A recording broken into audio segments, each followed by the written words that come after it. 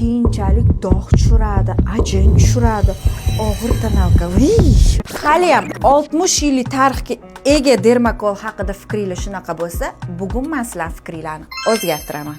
60 yildan beri trenddan tushib kelmayotgan Dermacol'ni o'zini surish qonun qoidalari bor. Shuni bilarmidinglar? Yuzi muammoli qizlar, bu aynan sizlar uchun.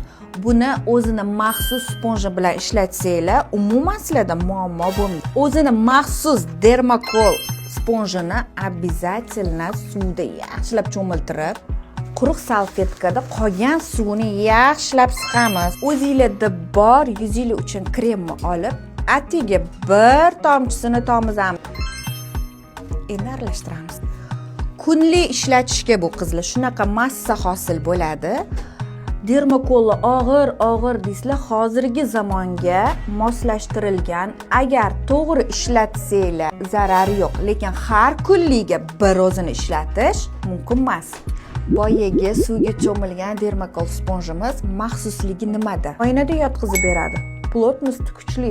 Bu tonalkani og'ir va yengil qilib yopish o'zingizlarning qo'lingizda. Qizlar, dog' tushiradi, ajin tushiradi, qaritib qo'yadi deganlar stop.